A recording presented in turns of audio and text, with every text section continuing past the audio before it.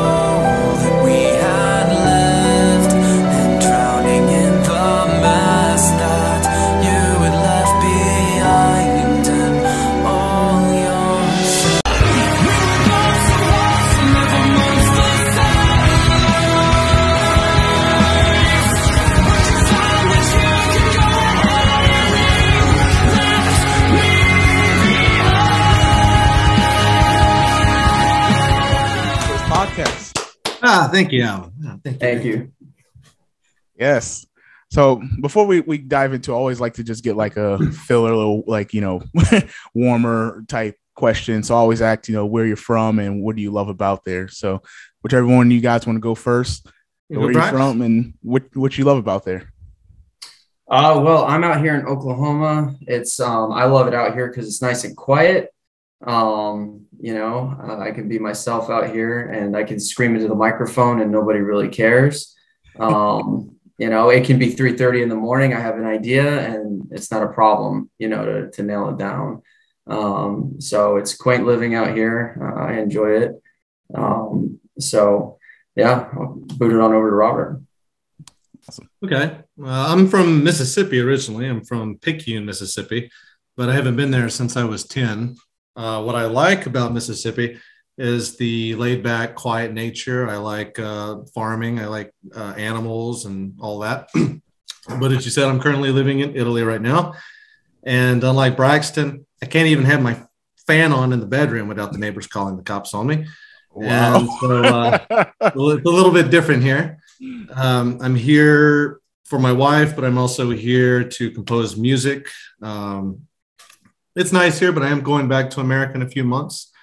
But for me, I've lived everywhere. I lived in Korea. I lived in the Philippines, California. So I kind of move around. I don't really attach myself to a place. Constantly moving forward. Well, I understand that. And if I'm not mistaken, wasn't you in the military as well, right, Robert? Yeah, I was in the Army for 6 years. Yep. Awesome. Yeah, I remember when you commented on the interview I did with Sean Jackson. Shout out to you, Sean, if you see this. And I remember you mentioned that you did some time in the service too. So, well, Braxton was also in the military, and so is our other guitarist, and our manager. Everyone's pretty much been in the military. Actually, both guitarists have been in the military. So, wow, that is awesome. Small world, right? Because you guys are different parts of the world, but you come together and find out you all serve. That's awesome.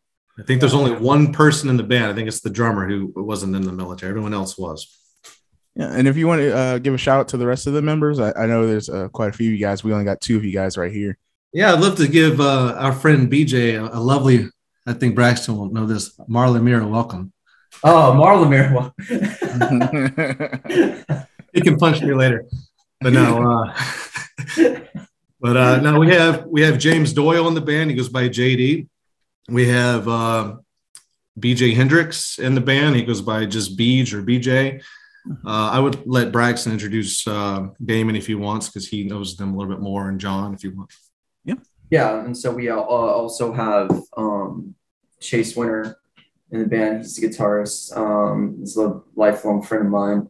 He's actually a co-founder of the project. I came to him a couple years ago after both of our service ended, when we both got out, and I was like, "Hey man, let's do some music." And he was like, "Sure." And ever since then, we've just been writing and recording and writing and recording, and when things don't work, we recycle and try again, and that's just kind of been the process. And, we've been learning and going to school and doing things and trying new things like over and over and over again. And through that process, we've been able to meet new people and, just keep building and building and building, so it's a lot of fun. And we really enjoy it. It's something we've been doing a long time because me and him actually met at a unit in Alaska. And funny story about that. It was my first day on this boat, and I hadn't played guitar in probably like 8 weeks because I had been at boot camp. And then I get to this new unit and I was like, man, I'm itching to play guitar. And so I'm walking around with this guy, and and I asked, I was like, hey, does anybody around here play guitar? And he's like, yeah, this guy plays guitar. And I was like, do you think he'd mind if I played it? And he's like, oh no, go ahead and play it. And I was like, okay, cool. And so I grabbed his guitar and I'm playing it. And then he comes around the corner and he goes, oh, okay. So new guy just decides to start playing my guitar. And ever since then, we've been playing music together.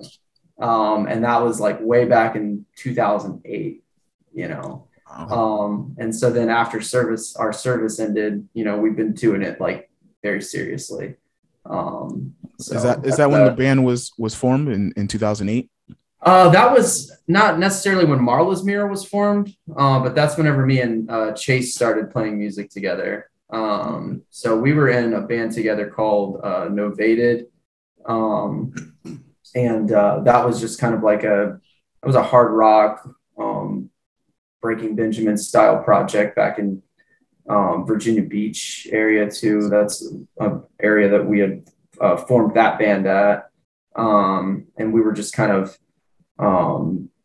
playing shows around there a little bit. We got on the radio here and there. But that band kind of fell apart after just some issues here and there. But after that, our duty stations kind of separated us, and we didn't have all this cool technology that we have now where we can do all this awesome collaboration stuff that we have going on now. Mm-hmm. So then me and Damien weren't able to, or Chase, we weren't able to get together and like write music the way that we can now with these cool, collaborative efforts that we have going on now. Now we can do all that. Now we can collaborate even and be like states away. Mm-hmm. So countries away. Yeah, I was like countries again. Countries away, oceans apart. And I just think that is like super cool. And one of my questions that I guess I can ask it now is, what is like the process, like the music making process with you guys all being in different parts of either the world or in different states? I'll let Braxton go first for that one because he takes in the bulk of all of this. Yeah. So we have a couple different ways that we do this. A lot of times it just starts with an idea. And sometimes that's I'll write a song and then I'll cart it off to the band. Hey, here's what I did. And, a lot of times I'll write the guitar, I'll write the synth and effects, I'll do the vocals, I'll put scratch drums on it, just simple stuff like Superior Drummer and that kind of thing.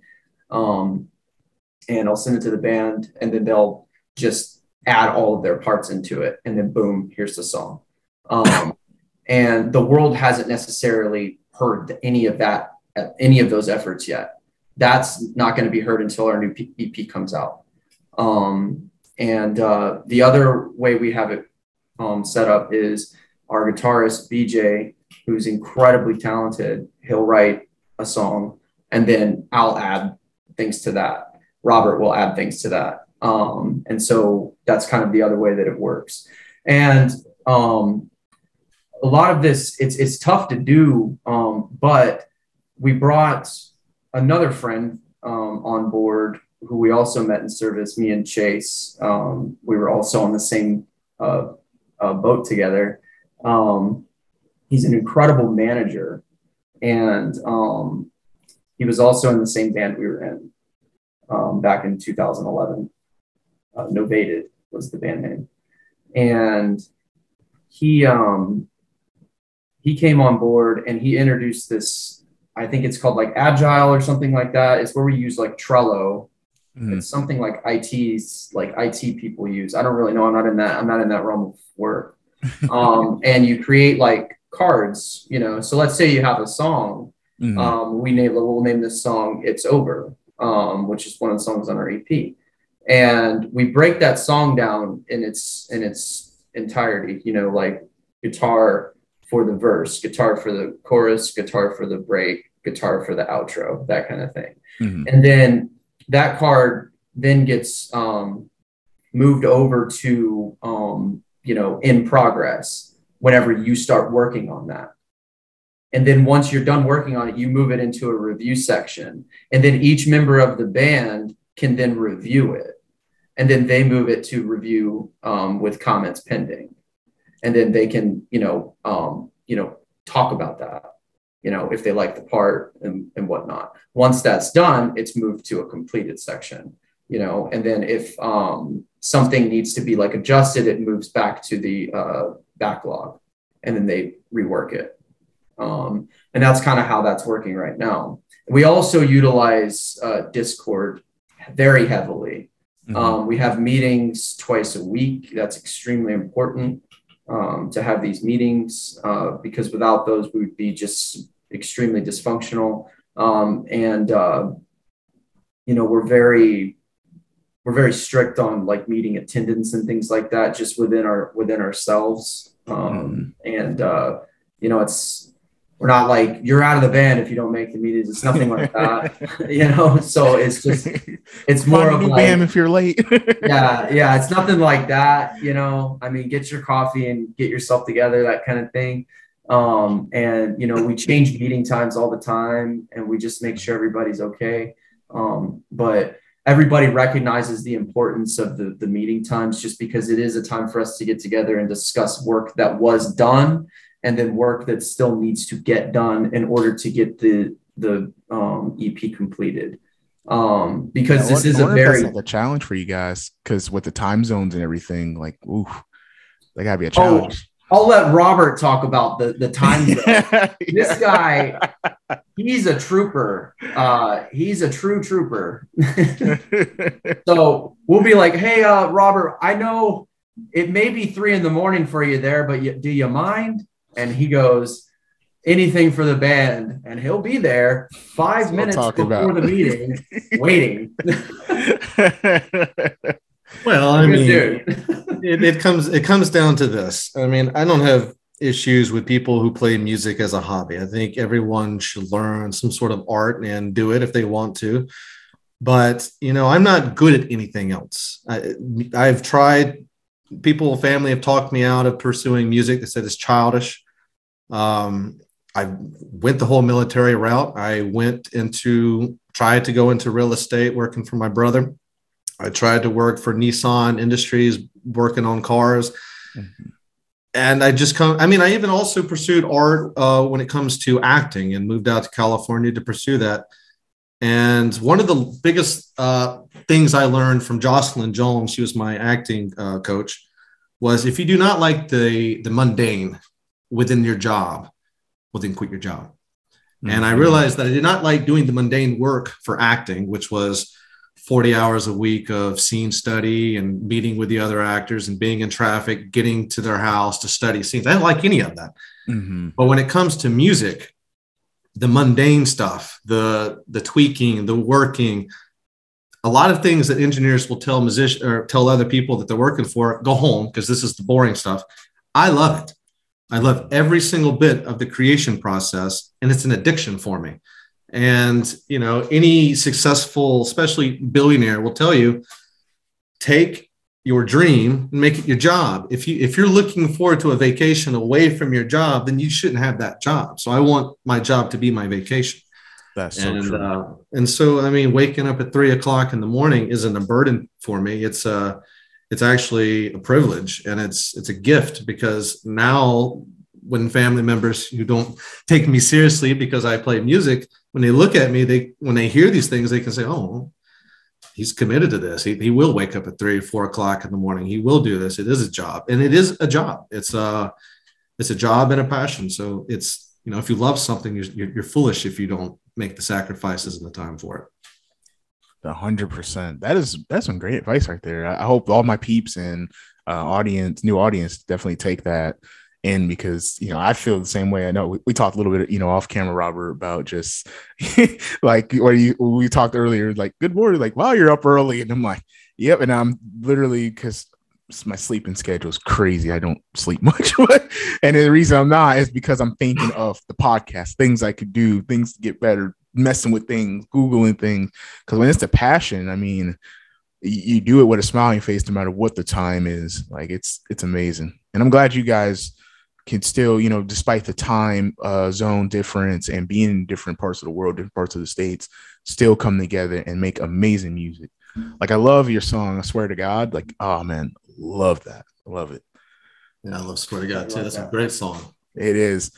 And I want to ask you guys, like, who are some of your idols or people that you looked up to that inspired you to get into music? You go first, Brax? Sure. Well, I mean, for me, Chester Bennington, yes. probably my number one. Rest in peace. Yes, absolutely. I first heard In the End by Linkin Park when I was 12 years old, and the song just it changed my life. I mean, it truly changed my life, because it it got me to play music, which changed my life. And his vocals just spoke to me in a way that nothing really ever has. And I would stay up and try to like figure out like how do I hear this song like as much as possible, because I wasn't able to like buy it, or like my mom would let me like buy that kind of music whenever I was a kid. So I would try to like figure out how can I listen to this song as much as possible. But Chester Bennington's my biggest influence. Chevelle, Pete Loeffler, huge influence of mine. When I heard The Red by Chevelle, that was a big game changer for me. And then as I got older, it was a lot of like heavier metal stuff like Trivium and things like that. I got really into those things. And then currently it's Chris Motionless. He's a big influence of mine from Motionless in White. I love Motionless in White. I think they're fantastic. I think they're doing amazing things right now. I think they're changing the game. But those are my main influences. From a cinematic standpoint, I'm with Robert on this, James Horner. And Nobuo Uematsu, the guy who wrote the Final Fantasy, most of the Final Fantasy stuff. That's a huge influence of mine too. I'm a big Final Fantasy nerd. Also, man, I used to love those games, man. Yeah, Halloween. Shout out to the shirt. I love that. Yeah. So John, what's the director name? Is Carpenter. John Carpenter. Yeah. His music is very inspiring to me too. And just the fact that he directs movies and he does all these things, but he also composes the music. Huge influence of mine. So, yeah. How about you, Robert? Well, I follow pretty much that same path as him. I would say that for a long time, I didn't like rock music. Well, I kind of did. I liked more of your just mainstream pop rock that was going on in the 90s. And then I got into hip hop, then I got into rap, and I was really into that. And I didn't really like metal. And it was Linkin Park that really sort of closed that gap. And I think it did for many people, that brought this fusion of rap, hip hop, DJ, techno, electronics, metal. I mean, just every single thing.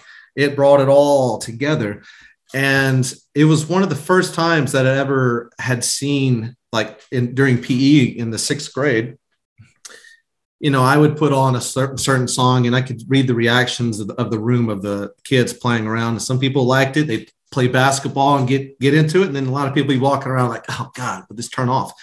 But when Linkin Park would come on, everybody, you could just tell the performance of everyone in the whole room, boy, girl, it didn't matter. Everybody had a good time to it. And there was something very special about that. So that's what opened my eyes into the rock world. There was something there about it that it's hard to really put in the words. You can only just feel it. But what really drove me crazy, what really hit me in the heart and said, you have to become a musician was, I don't want to say it was necessarily James Maynard, but it was A Perfect Circle, the band A Perfect Circle specifically. It was the lead vocalist and Billy Howerdale. The combinations of vocals, the psychedelic deepness within their music, it hit me in such a spiritual way that when I was driving, when my stepmom would take me to school every day, and we're talking about for like 2 years straight, I would always like be looking out at the clouds, looking out at the trees, just like daydreaming, just listening to that music from a whole different perspective and a whole different world. And I always had like this feeling of, I have to be able to speak my soul the way that I'm able to listen to, I'm getting from them. And this was before I could touch any instruments or sing or do anything like that. And when you run into that instance where you have that, it's almost like you can't breathe anymore. It's like you have to just learn that in order to be able to function as a human. And so for me, we were driving home from Alabama going to Mississippi. It was like a 5-hour drive.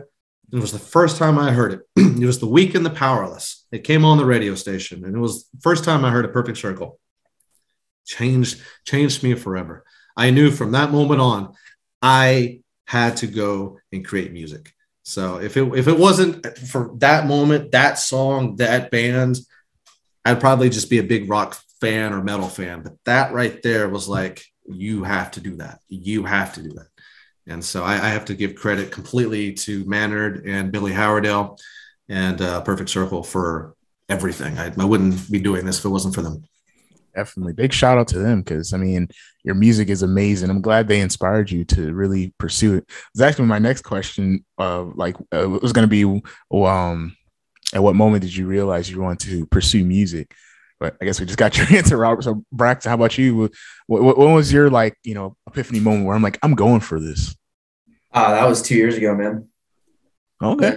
Awesome. Yeah, that was, because it's always just been like a hobby, and something that, I do just as a form of meditation, something that I just do for, because I have a passion for it and I enjoy it. But 2 years ago, I said, I'm doing it, I'm really going to do it. I have to do it. I want to do it. My why has become so large that I have to do it, so I feel this great need to pursue it as hard as I possibly can. And so that's why I'm really pushing for it now. And, because nothing's ever going to stop me from playing. I'm always going to play. I'm always going to write. I'm always going to make new things. I'm always going to create, whether it's painting or drawing or writing stories. It doesn't really matter. Writing music. I'm always going to create something. But I'm really going to push for the music right now, and I'm just going to keep doing it. But yeah, 2 years ago, I just sat down. I was like, I'm going for it, so. Thank God for that. Yeah, I was going to say, thank God for that, for real. A lot of fun. Thank God for both of you guys. I mean, because I'm just truly excited to continue to hear even more music when you guys, put it out there. I know we talked a little bit about your EP coming out possibly in the fall, so I'm really looking forward to that. Yeah, that's going to be awesome. I'm really excited for that. Definitely. Really coming together. The professionalism and the talent. I mean, every musician out there, every band will say the same thing. We're talented, we're working hard, but I mean, the way the manager and everything has this construct of us showing up to the meetings going on for 2 or 3 hours, none of it's a burden. Everyone showing up, everyone critiquing each other. Nobody gets their feelings hurt. Everybody wants to deliver a product that is not the same product that's been going on. We want to be able to deliver something new within a market that's extremely oversaturated with musicians, unfortunately. And it's, everyone can come together, everyone can be special, but it's the professionalism that this band is going through. No one is like calling in sick and all this. Everyone is there all the time because they love it. I've never seen that before. And I've played with bands that was featured on like the Vampire Diaries conventions, the original conventions. And no offense to my brothers in those bands, but like our work ethics was a joke compared to what we're doing right now in this long distance atmosphere. And so, I mean, it really is special to see all these guys come together and really just pour their hearts and their time and their energy. And on top of it, all of us pretty much have families. We all have kids. We don't use that as an excuse. That is our actual motivation to do this. We want to make sure that we motivate our children. We want to show them that, it's not okay to give up. Pursue your dreams. You can still have family. You can still do these things, but continue pursuing it. Don't give up.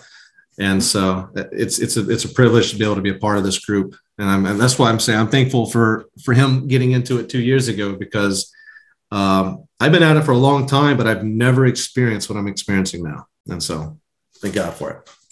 Definitely, man. Amen to that, for real. It's like just that message you just said, like just just spoke to me like, right.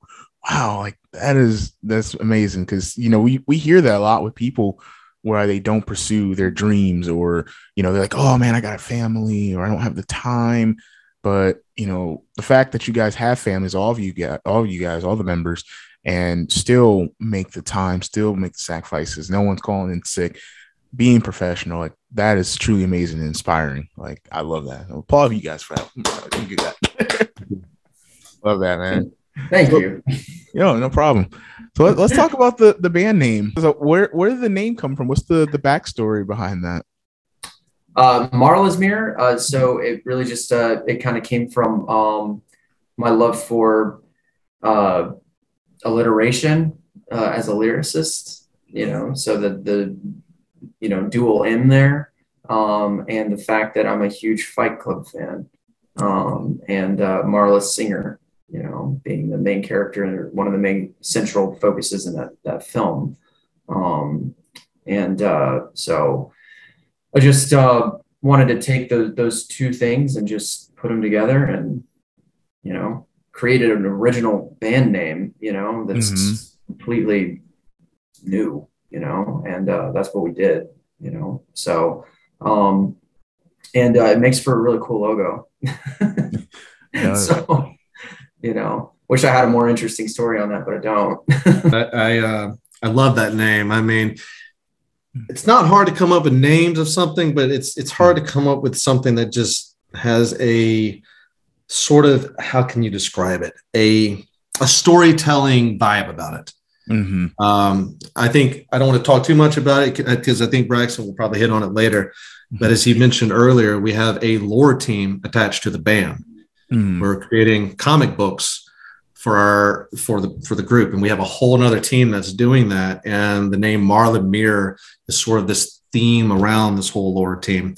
And so, I mean, it's a brilliant name, Marla's Mirror. There's so many creative ideas we can do from a comic book perspective and all that stuff just with that name alone. So yeah, it will exist within the lore of the story that we're going to be telling. Awesome. Yeah, and it just sticks out too. It was like, wow, like when you first told me your band's name, I was like, that sticks like that.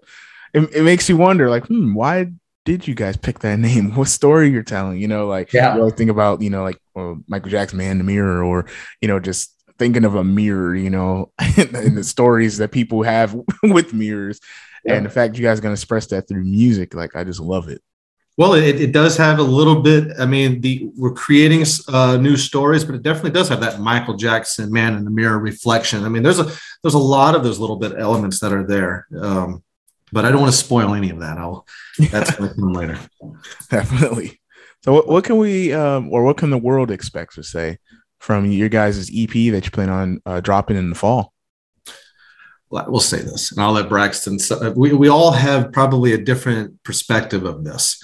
Yep. I would say for me, there's a nostalgic feeling about the group that was very popular in the early 2000s, that most people who grew up listening to Chevelle, Linkin Park, and Korn and all that, they're going to hear it. They're going to recognize it. And it's infused with keeping up with today's modern market. Like you said, Motionless in White. Thank God for them too, because they are closing the gap between rock music and metal music being niche to becoming something that isn't necessarily mainstream. It still holds true to itself, but it's opening doors again into a genre that was, for the most part, over a few decades, dying out. Mm-hmm. And they're bringing it back to life, and they're bringing a lot of energy to it. So you're going to see a lot of nostalgicness going on in there, along with a lot of just creative ideas to try to set the stage of something new. It's not going to be the same repetitive rinse and repeat structure. It's going to be nostalgic but new. Awesome. How about you, Braxton?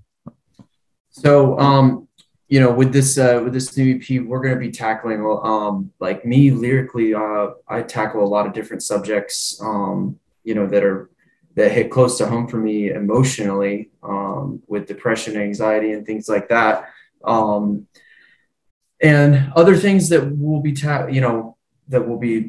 tackling is just stuff that's within the Marla's Mirror lore, with the lore team. So we're going to be telling a story also within this, that's going to be attached to the comic book that we're going to be creating too.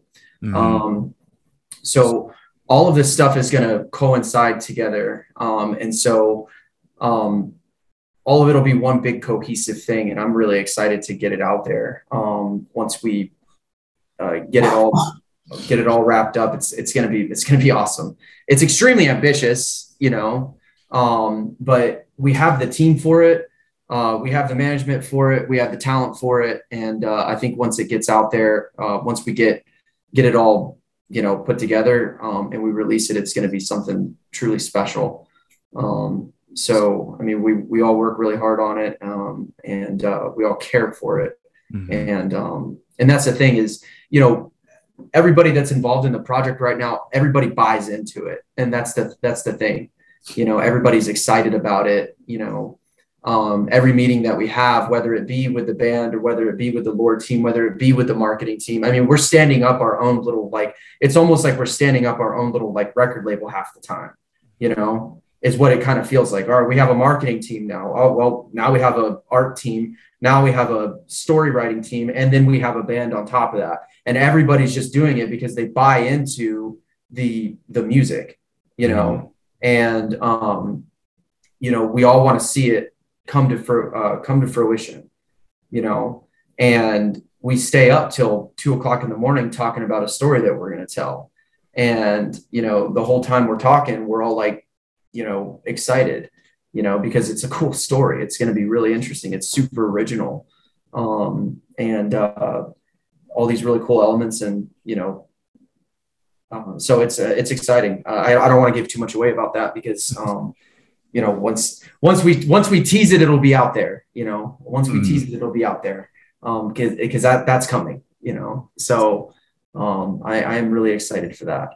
I'm excited for it too. And once you guys start putting out those teasers, I'm definitely going to be sharing them and loving them out there. Yeah, absolutely. It's going to be great. So awesome. Can we talk about the comic book? Cause that's pretty amazing. The fact that you guys are tapping into different, basically avenues, going into music and now even in comics like that. That's pretty cool. How did all that get started?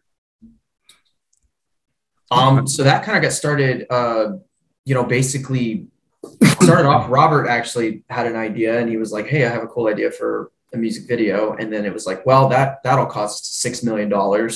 So let's turn it into a comic instead. And then, it morphed into now we've built a lore team, and then we're going to start a comic. And then we have a separate Discord for that where we talk about those things. And I think where we're hoping to house this comic is on Webtoon, because if you've ever seen that, webtoon, if you've ever been there, if you get hosted on there, you can like play music while you scroll it. Yeah. And like read the comic. Music will play along with while you read the comic. So we're hoping to break into that side of things. So it's exciting. Yeah, definitely. Yeah, sweet. And just the caveat of that, it's not like a song is playing and then you're reading it. The song actually follows the scene. So as you scroll down, it is, if you stay on one page, then the music will sort of stay in a kind of an ambient loop. But if you go down into like an action sequence, then the music changes to fit the action sequence. It's very, very creative. And, I definitely would encourage other artists to look into that approach as well, because it's very hard to just follow the whole mainstream. I'm just going to be a musician. You got to set yourself apart. So do it in every single fun and creative way. I mean, doing all this stuff is like being a child. It's like taking out your little coloring books and coloring and having fun, right? And creating music is really no different than that. But why limit yourself with just one thing? If you can do all these things, do it. Definitely. And that's really cool. I really can't wait to see that either. So, and I know you guys also do, other things like Robert, you are very heavily and have a passion for cinematic music, which you sent me some of your videos and I'm just like, wow. Like I've already talked to some of my filmmaking buddies and I'm like, hey, you got to hear this. Like you got to book Robert. Like this is awesome. So when did the ball get rolling on that? In 2015, I moved to California or moved to Santa Monica to pursue acting. Got enrolled in theater and then got enrolled into acting classes. I got really lucky because a friend of mine is an actor for the show. We met through video games, and so we were very close through video games. That's how we connected. And he asked, what video game was it? It was a very niche medieval sandbox game called Mortal Online. It's a game where if you kill your enemies, they drop all their gear on the ground and you pick it up. In fact, since we met in that game, one of the features in that game is if you get a player to almost death, then they get on their knees and they pray basically, and it's called mercy mode. And you can either whack them and kill them, or you just take their gear off of them and then let them go. And so I told him, why don't we name our band that we eventually created over there Mercy Mode to resemble that. But being involved with this actor, being around other directors and stuff, I fell in love with the creative process, not just specifically acting, but just in general of like all of it. Because over there, I met photographers, I met musicians, I met just all variety of different arts, and I loved all of it. But specifically because of this actor and the connection that he helped bring me to with the Vampire Diaries and the originals, I couldn't help but then there was also Hans Zimmer. It was like a combination of all of that. I loved Hans Zimmer's music. I was getting involved with the acting world, and I was like, man, I was also playing keyboard for the band at the time. And so I started doing cover songs of like Time by Hans Zimmer. I don't know. It's just the more I kept playing that, the more I kept listening to it, the more it's like, I really want to play this kind of music. And I still want to do metal. I still want to do that, but it's like, I really needed to do that. And when I left California, I left because it's just too expensive there. It's very difficult to survive there. And when I left, I reconnected with James Horner's music. I bought the soundtrack, listened to it for 4 days driving home. And it was weird. Embarrassing. Which soundtrack from James Horner? It was his greatest hits. So it contained everything. And I also bought John Williams. I bought Danny Elfman as well. I bought their soundtrack. But James Horner, man, it made me cry all the way home. I couldn't listen to a single song without wanting to cry. And I thought to myself, man, I'm a 30-year-old man. I've done a lot of things in life, good and bad. I'm a pretty hard man. And this music is just turning me into a baby. And there was just something that you feel in your heart. And now it's very niche because not everyone feels these things. Not everyone has the same memories of childhood and thing. But like, if you don't know who James Horner is, he's the guy who composed Titanic, Casper, Glory, Land Before Time, Braveheart. Some classics. Just so many movies. Yeah. Mm-hmm. And he died in 2015. He died in a plane crash. He composed the first Avatar movie. Just so many movies. And the thing that was so special about this man is he was never in the spotlight. If you go and you type in James Horner live, you'll never see any video of him ever playing live. He didn't. And when he was awarded for what he did with Titanic, he didn't show up to the award ceremony because he didn't want to be in the spotlight. He was such a humble man, and he lived sort of an isolated spiritual life that I loved all of that about his personality.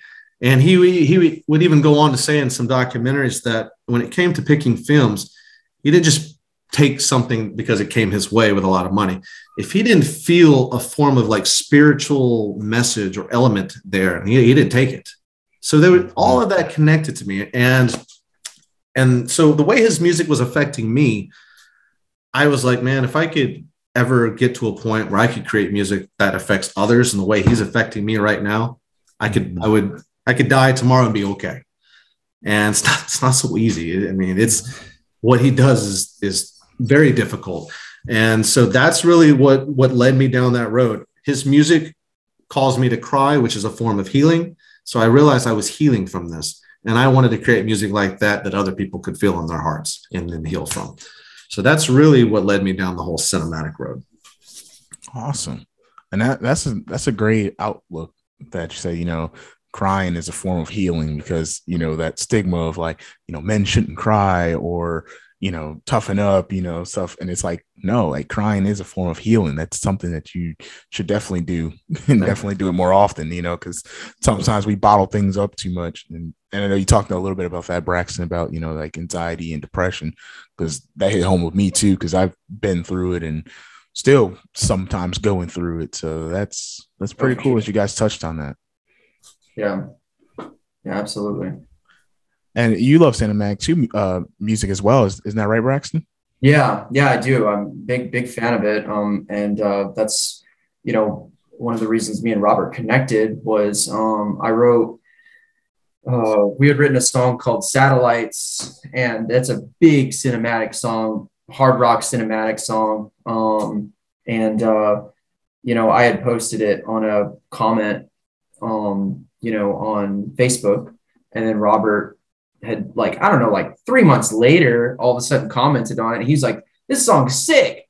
And I was like, "Thanks." And then, he's like, "Is there any more of this?" And I was like, "Yeah, we have a whole EP, man." We should hit on that a little. Yeah. Let's talk about that. Yeah. How you guys, got the ball rolling and meeting. Yeah, because you'll say it.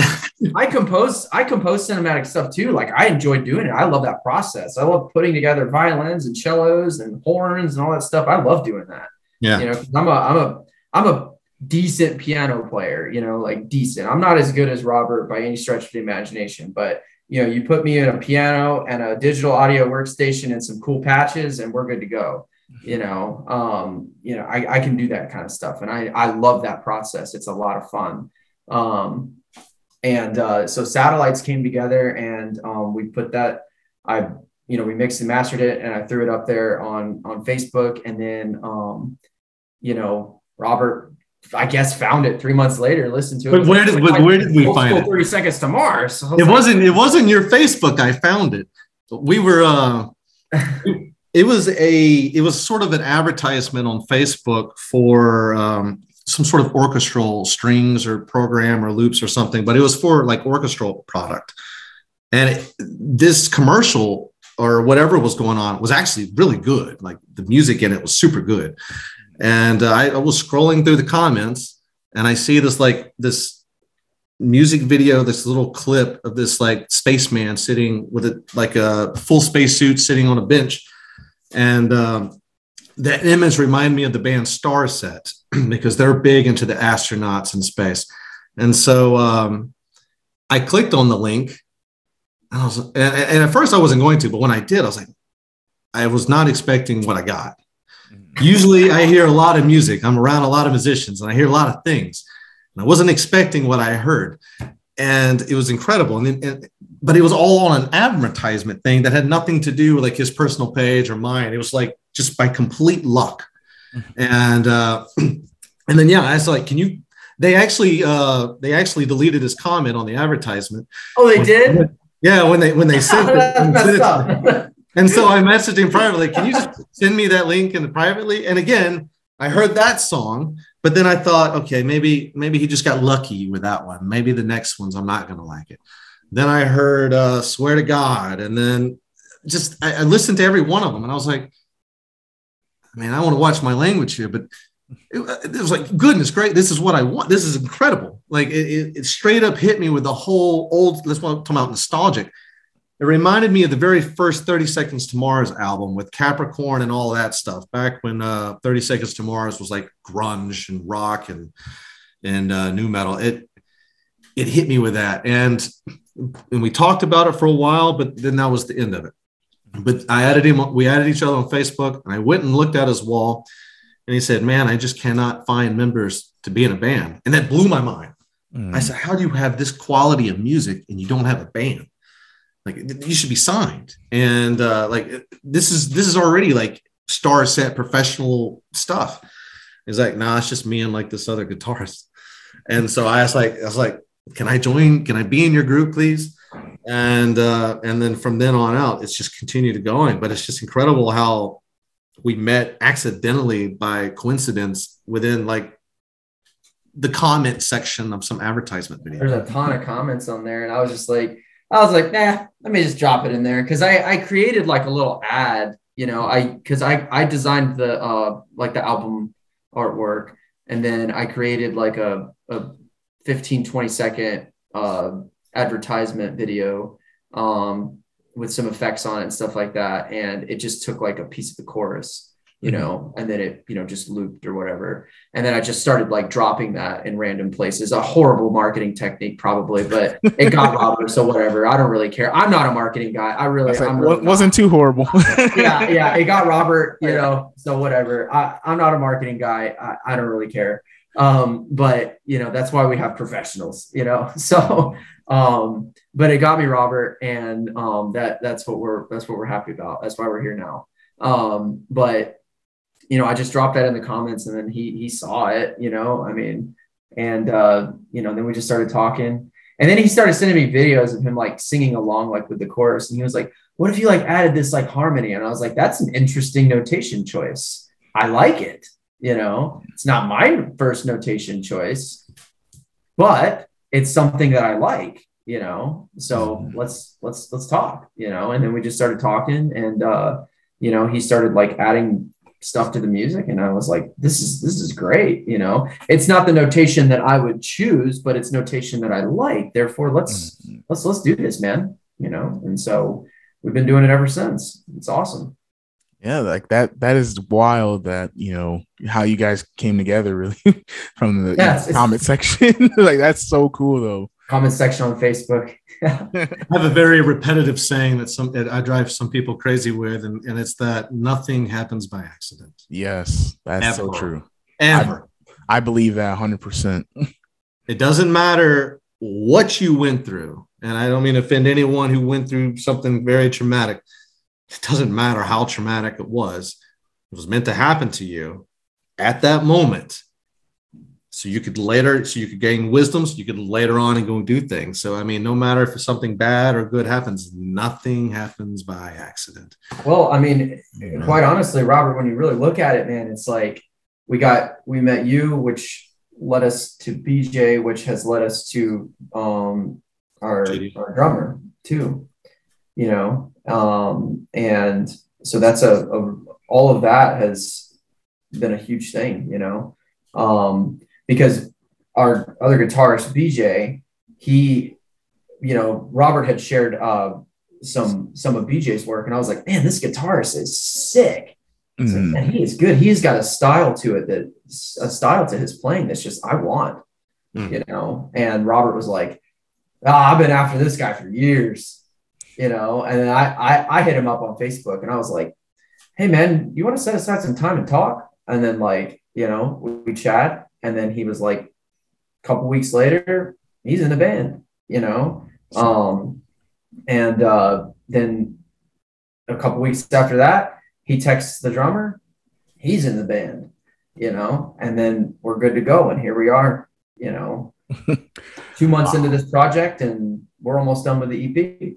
And it's been a decade since BJ had really touched guitar and played music. I mean, he really came out of the shadows, out of nowhere, the right moment. Again, no accidents. Yeah, he had been on hiatus and like from playing music for, I think, 4 or 5 years. No, 10. 10. Wow. Yeah. And I mean, this guy jumped, he jumped from not playing guitar for however many years it was into playing like he had never even stopped. I mean, It blows my mind. It's incredible. I can't wait for you to hear this stuff. I can't wait either. Like, I can't wait. It's like, man, I really can't wait. Cause I mean, just some of the stuff I've heard already, like, you know, of course, off camera, I'm just like, wow, like just blown away. And I can't wait for all my peeps and new audience to hear it. And like I said, you guys got my full support. Definitely share it and put it out there, because you guys have a message that I feel the world definitely needs to hear. Yeah. BJ is he's an odd one. I have to say he's an odd one. The reason I say that is because there's always that saying, right? Mm-hmm. If you want quality, it takes time. Mm-hmm. And, you know, if you want quantity, then the quality isn't there, right? Well, all boundaries of that break with BJ. He's going to give you quantity and quality. Like, he is fast. He will write an entire hit song in like a damn hour. And it's great. It's huge. And it's like he doesn't experience writer's block. It's like this doesn't happen to this guy. He just keeps going. Just keeps going. It doesn't stop no matter what. He just keeps going. I've never seen that before with anybody ever in my whole life, even professionals, Hans Zimmer stuff. I've never seen anyone capable of doing that. It's incredible. Yeah, and it's interesting you said writer's block, because I remember we talked a little off camera. I actually wanted to talk to you about that on the show. Is that you said sometimes or periodically that you get, you know, inspirations from like your fans or followers on social media, where they'll probably message you, you know, some things they're going through, and you turn that into a song. Where did that start, or how did that whole experience start for you, Robert? Well, that comes from the James Horner experience. So the way he made me feel as an individual, I wanted to make others feel, but I knew that this was sort of a tough little road. Mm-hmm. And the idea of trying to make music for the masses was not the right approach. Trying to make music for an individual about their own life, making it personal so they could connect to the song on a personal level, became the strategy. And I discovered a little secret for myself. And it's that when I try to write music for myself, I usually, even no matter if I'm excited or not, I'm usually in sort of a weird state of where the music feels rushed. But when it comes to having someone tell me their story, for example, I'll tell you one story. I had a lady message me, and I won't mention their names. I'll keep them private. But I had a lady message me, and she said, my sister, she just got cancer again for the second time. And she got over the first time, but this time they're giving her like 4 months to live. Oh, man. And she asked me, could I write this song for her sister? And this was sort of a tough decision, because usually I always say yes. But I had the feeling, based off the information she was giving me, that sister wouldn't be around for long. And so I realized how special it was for this sister to be asking me to create this. It was like this loving thing here. And I realized that the song needed to be made, but not for the one with the cancer. It needed to be made for the one who was requesting it, because she was going to need this song to help heal after the sister was gone. So I listened to the story. I felt all the different energies that, you know, you feel, the different emotions.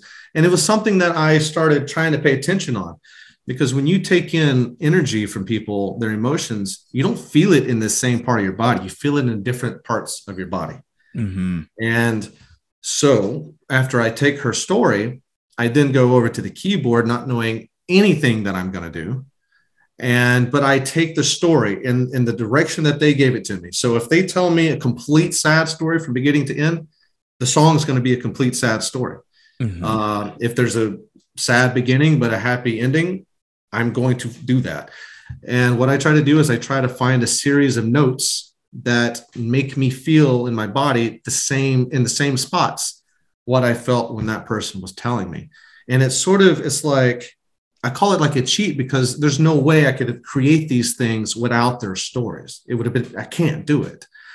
And so I created the story. I created a drafted version of what's called A Sister's Love. And I gave it to her. She took it to her sister. They both listened to it, and they both cried, and they both loved it.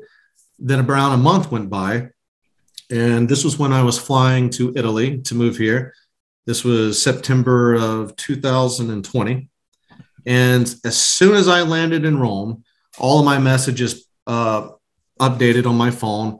And I received the message from the sister. And she said her sister had passed away.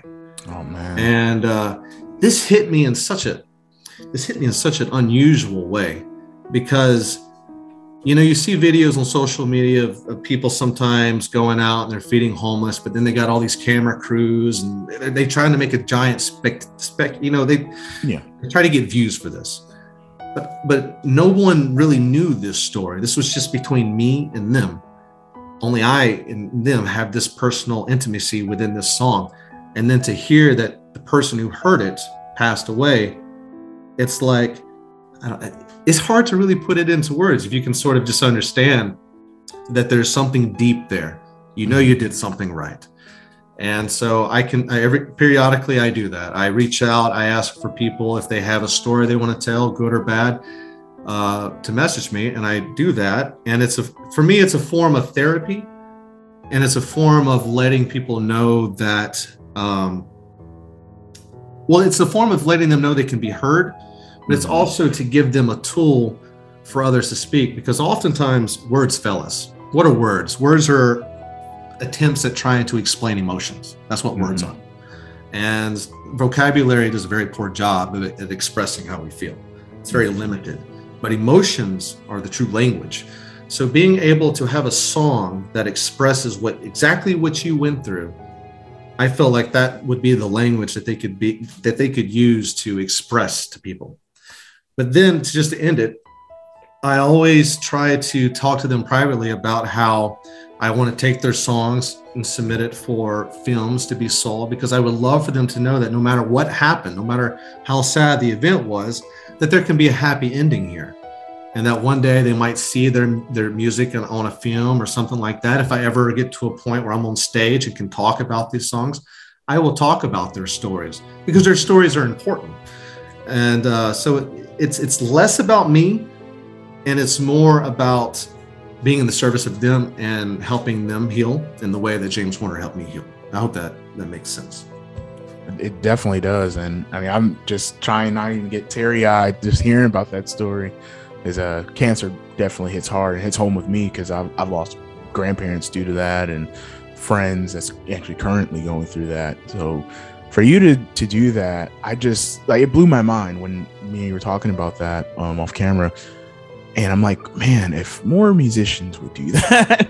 But that's what makes you so unique, because you just don't hear about that. Like getting people's story, like your fans or your followers, and creating something for them, like that's going to stick with them forever. And then on top of that, wanting to put it out there even more into possible movies, into possible, like on stage, like that just, it's truly amazing. And I'll give you a round of applause for that too, Robert. Like that is awesome, man. Like I said, I'm trying to hold back some tears right now, man, because that was a great story. And definitely shout out to I know you didn't give their name, but her name is Sharon. I can say it. Her name is Sharon. Yeah, definitely shout out to her. She'll see this and she'll hear the story. Definitely. Yeah, there's been some tough stories. I had one. Meredith is about a lady named Meredith whose husband committed suicide, and so you have the loving theme, then you have a very dramatic theme that kicks in, and then I take it out of the dramatic theme and I try to lead away with sort of, you got to move forward into an adventure. Like you can't just stop. And so I mean, it gets a little tough, but I mean, we have a purpose. We have a purpose to be in service of others. And what other purpose is there better than that? Definitely, man. Definitely. So I got another question for you guys that pertain to music is what is some of the best advice that you ever gotten as far as like in the music business or just creating music? You go first, Brax. So definitely the 10,000 hours philosophy. I heard this actually from it was an Ed Sheeran interview where he said, you got to put your 10,000 hours in. And what that is like, there was a young musician who had like asked him, what that pretty much said the same question, what advice do you have for people who are, just starting out?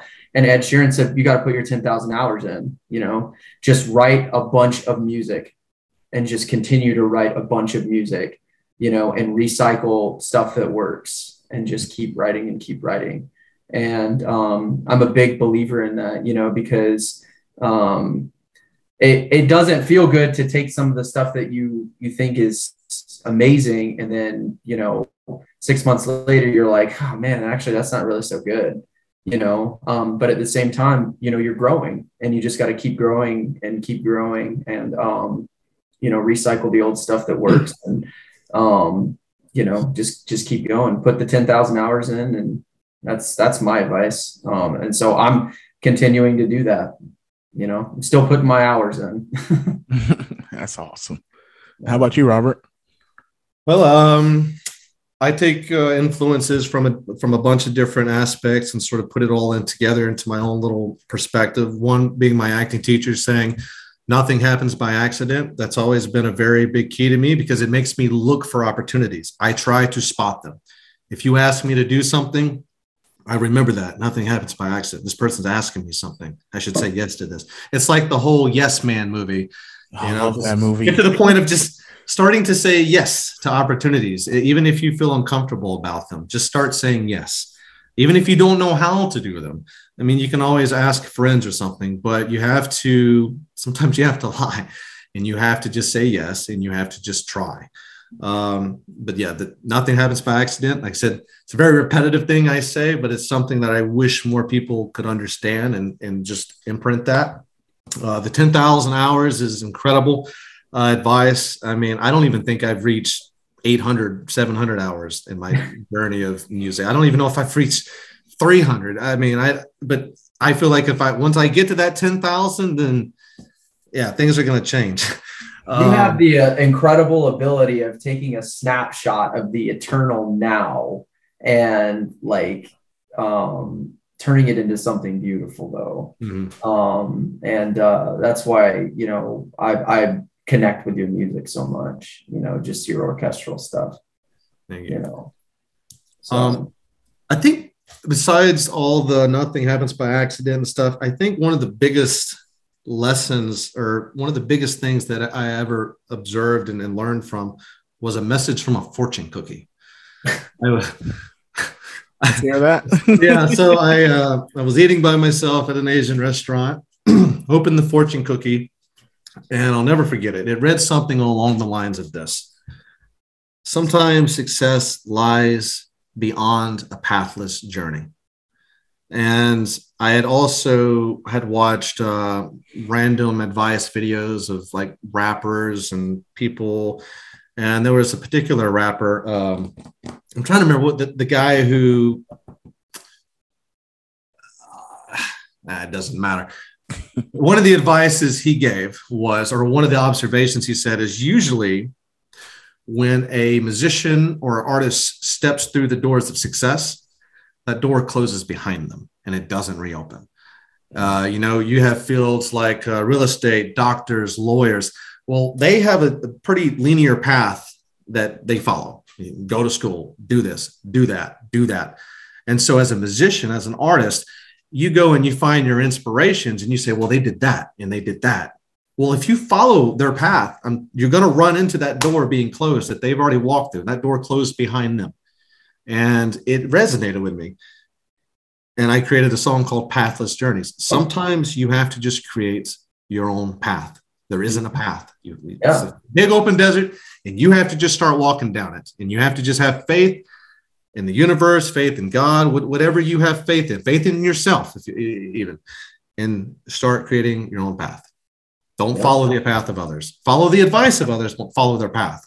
Yeah. And don't turn around, because if you're walking through that desert and then you turn around, then you got to go back, you know? So faith.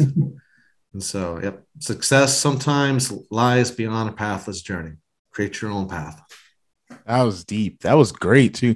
And that's actually, it's funny you mentioned that, because that's one of my like staple questions I love to ask every guest is like, what's their favorite quote that you lean on during the good times or the bad times? And just one question ahead of you each time. Yeah, like it's like, wow, you've been studying.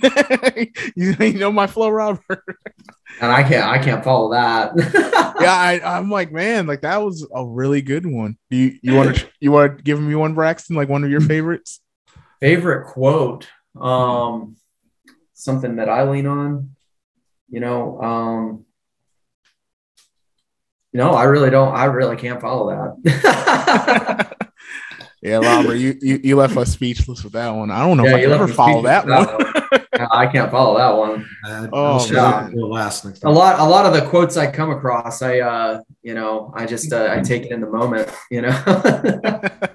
Oh, that's another one. I mean, hell, a lot of people are too busy living in the future, what they want, living in the past of what they experience. Sometimes just being in the moment is all you need, man. Well, I mean, in terms of like, it's hard to say, like, in terms of like quotes and things like that. So, I mean, it's just, for me, it's just a philosophy itself. And for me, what am I thinking about all day? Because I am a big believer in the quality of your thinking. What are you thinking about all day? What are you, the quality of your thinking determines your status in the world at the end of the day. And, so what am I thinking about all day? So, as I go throughout my day, I am consciously aware of the things that I'm thinking about, and I try to focus on that sort of thing. And I'm also a big believer in,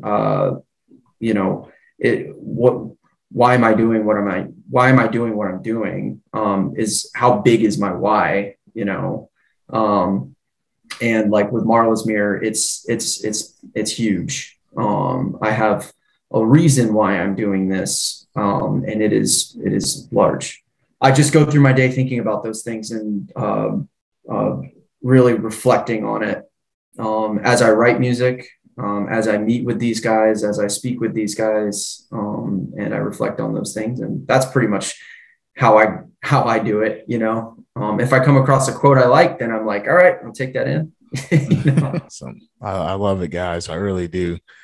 Just a few more questions and then we'll wrap up. I mean, I appreciate all the answers. You guys really dove in deep from really the origin of Marlon's Mirror to your guys' own path. I mean, it's been truly amazing just to hear you guys' story. I wanted to ask, because the first time I remember really talking with you, Robert, was seeing you with Breaking Serenity, friend of the show, and seeing you guys have made some collabs together. What was it like working with them? Well, that's another no accident story here. So I used to live in Lake Elsinore, California from around 2000, and it was very short. It was like 2014 or 13 to 2000, and like just the very tip of 2014, so almost 15. And I don't remember where I was. I mean, like what state of mind I was in, why I did it, what was going on at the time. But I guess I was living there, and I guess I was just trying to find bands to join because I had just gotten out of the military. And so I started doing like musician finders and looking for groups in the area. And then I found Breaking Serenity. Mm-hmm. This was years ago. And I wrote them a message on their Facebook post saying, it was something along the lines of like, do you guys still need a singer? And well, there was no reply back.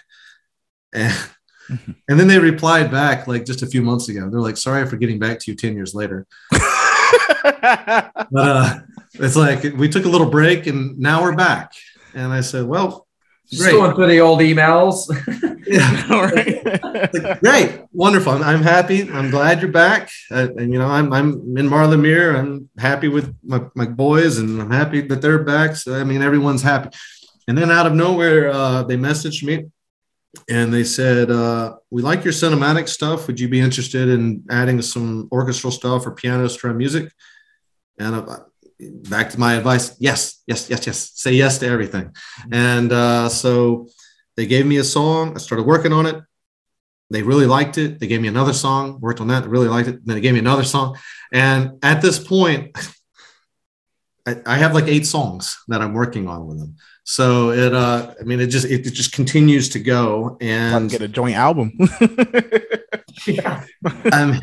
To me, it comes back to the creative process. I want to be a musician, and I want to do this for a living, and I want to be in the service of others. So they have given me a lot of enjoyment working with them. Their music, a lot of the new stuff we're working on gives me that Linkin Park vibe. There's some of it there coming out with the new stuff. And I like a lot of the music that they do. I'm just a general fan of it. And I couldn't be more lucky for them to ask me to help out with that. And that's how you and I connected. I saw their podcast with you, and I was like, man, I love, Alvin, the way you conduct yourself, the questions you ask, because podcasts can be a little nerve-wracking. And so, you lay down a very professional and relaxing atmosphere that just brings out people's true personalities. And I was like, man, I would love to be on Alvin's podcast. And if it wasn't for them, this probably wouldn't even be possible. So, opportunities open up when you say yes to people, and now Marla Mir, we're all together in this. And so who knows? Hell, maybe one day Breaking Serenity, Marla Mir, we can all do a tour together. Who knows? And just to add to the magic of all of this, Braxton mentioned earlier his favorite band is Motionless in White. Mm-hmm. Well, when I lived in California in 2015 through 17, I met a girl at a karaoke bar. I went by myself. Everyone there was singing your regular karaoke music, and I was just a loner. And I'd get up there and do some Linkin Park, and I'd scream. I didn't care if everyone looked at me like that was weird. And this girl came up, and she sat next to me, and she introduced herself to me. And her name was Crystal. And I told her what I was doing. I told her I lived with the actor and whatnot. I asked her if she wanted to go and meet him and meet some of my friends and stuff. And she did. She came, and I introduced her. We talked. And then the very next day we met again to go do karaoke. She gave me her CD. I can't remember what genre she was pursuing at the time, but I remember that the quality was very good. Well, that was it. She told me she was moving to New York to work on things, and that was it. And so skip all the way to like a month and a half ago. Breaking Serenity gives me a song that they're working on, and it has that girl in it. Mm-hmm. And I met her like 10 years ago, and it's like, or not 10 years ago back, but almost 10 years. It's like 8 years now. Mm-hmm. And I was like, what the hell? It's like, what's the coincidences of that happening? But the thing that goes even further with that is, since that meeting with her, she actually went on to being featured with Motionless in White in their music video. Awesome.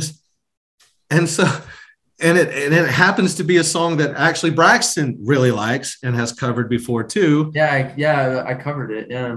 And so we haven't spoken a whole lot, but me and her have been able to reconnect on social media. And I was able to tag her into Braxton's Facebook video of him singing that song. And she went in there and commented. And so it's just like, yeah, that made my day, man. I was like, oh. it's just strange how it's like, I met her so long ago, and then this group that stopped playing, they come back, and then they asked me to feature with them, and then it reconnects me with someone that I met only 2 days, and she happens to have worked with Braxton's favorite band, and it's like, it's awesome. The brain can't really comprehend all of this. The brain can't really comprehend it. Yeah, man, that is awesome. Shout out to you, Crystal. Definitely. Yeah, for sure. So where can all my peeps and new audience find you guys on social media and your music? You have Braxton. We're on Spotify. We're on Facebook. You just Marla's Mirror. So again, it's we're the only band out there with that name. So it's pretty easy to find us. Marla's Mirror. that simple. So you type that in on iTunes, you'll find us. You type that in on Facebook, you'll find us. You type that in on Spotify, you'll find us. Same thing with SoundCloud, if that's your preference, just Google it and we're there. Awesome. And I'll make sure I put that in the description. There is an EP up already. It was released this year, I believe. Is that right, Braxton? Yeah, it was released back in February. It's got some great songs on there. But we do have a new one coming out with some new material. And we're really excited to release that. So yeah, Evan, it's the EP that made me fall in love with the group. It's the one that made me want to join. It's got Satellites. It's the one I sent you with Swear to God. So all of that is on that EP. So they can find that now. Mm-hmm. Definitely. Like I said, I'll definitely put that in the video for all my peeps and new audience. Because you guys, I'm telling you, you guys have a message that really needs to, the world needs to hear it. It's just amazing. So just one last question. I love in a lot of my interviews lately with gratitude. It's been really just keeping me grounded, and especially with this year, it's been kind of a up and down one for me. So what keeps me grounded is gratitude, just thinking about things I'm really thankful for and grateful for. So what are 3 things that you guys are grateful for? And either one of you guys can go first. I am grateful for my wife. Not just because she's my wife, but because without her, none of this would be happening right now. I met her through a spiritual movement playing piano, and she was always there when I would play. And then now we're married, and I live in Sicily because of her. And if it wasn't for her, I would have not have met my good friend Chicho Accardo, who is my co-writer, my engineer for my cinematic stuff. In fact, when I first met him, he didn't want to work with me. He's like, I don't have time. But because she's a veterinarian doctor and she happens to be his pet's veterinarian doctor, he felt obligated to work with me. So because of that, him helping me do that, I was able to then go and do my music video and stuff, which connected me to Marla's Mirror. I had a little bit of a low period because cinematic music is very niche. And so besides those people I'm writing for, it's very hard to get people to listen to it. Mm-hmm. My wife made a good point. She's like, why don't you start singing or making music where you're singing? And I was like, I don't want to do that. But then Marla Mirror, I started praying, and then Marla Mirror showed up, and I don't have to sing because Braxton's the singer. And now I get to be a part of something like that with other people again. And so second thing I'm grateful for is Marla's Mirror. It's really maintained sort of my mental health since I've been here. I don't speak Italian. I'm always working. And so it's very hard for me to go hang out with people around here and do things. So I'm always sort of secluded. So you can get a little lonely and depressed. The band always gives me something to focus on. Mm-hmm. And so I'm very, very thankful for that. And I guess I would say I'm also thankful for Breaking Serenity because they're doing the exact same thing too. They're giving me music that I really like to hear, and I get a lot of satisfaction out of just sitting down and writing music. Without it, I'd be a depressed mess. I can't function. So I'm thankful for my wife, Marla Mirror, and Breaking Serenity. Awesome. How about you, Braxton? I'm thankful for my one and only. Her name is Constance.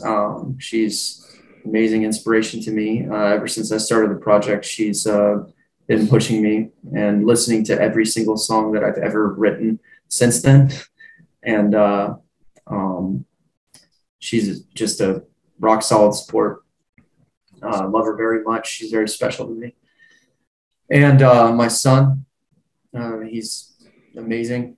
He's a great kid. He's 11 years old, and love him very much. And then, of course, Marla's Mirror, and everybody who's associated with that project and everybody who believes in it, we're going to do amazing things. I know it. I feel it. And everybody who is, putting into that, all their efforts are going to bear fruit, guaranteed. And Alvin, thanks for hosting us today. So it really is. It's the first time I've ever done anything like this. So I really do sincerely appreciate it. So thanks a lot. thankful for you. I appreciate it. Same for me. First time for me too. I'm thankful for both of you guys. You guys are naturals. I'm actually surprised it's your first time doing this. This is wild. Yeah, I've never done this before. Awesome, guys. And again, the honor is truly mine having you guys on the show. You know, just how close me and you've gotten, Robert, and now me and you, Braxton, we definitely get a lot closer to keeping communications. Definitely got my support from my peeps. And I'm excited for the fall to hear your new EP, and I'll definitely go back to listen to some more of the EP you guys just released too. Because I mean, you're, like I say it a bunch of times, you guys' music, like, it has to be out there. People have to listen to it because it makes me feel some type of way. And like I was listening to, like I said, swear to God, on the way to work, on the way back, and it's just, it does something to me, you know. And your music definitely brings that out. And I'm just very honored to have you guys and proud to have you guys on the show. And this is your first really podcast interview, and this won't be the last time. I promise. I'll definitely love to have you guys back on. Absolutely. I'd love to be back. There's one more person I feel like we should give a gratitude shout out for, because we mentioned BJ, we mentioned everyone and everything, but there's a man that's working behind the scenes, and he's working harder than you could ever imagine. And that's John. That's our manager.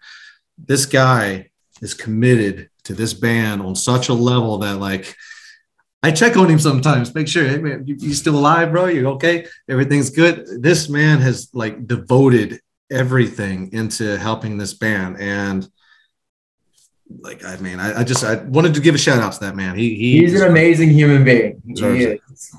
He's incredible. Definitely shout out to you, John. Definitely keeping this band together and keeping them, you know, going. I mean, that's truly amazing. Yeah, he's amazing. I have lots to say about him, which I will expand upon in the future. I promise. All right, for our next podcast interview in the future. Absolutely. We will. Absolutely. Marla's Mirror, ladies and gentlemen. All right. Thank you. Thank you guys again. I swear I'm so grateful to have you guys on here, and I cannot wait for the fall. Yeah, absolutely. Thanks, Alvin. No problem, guys.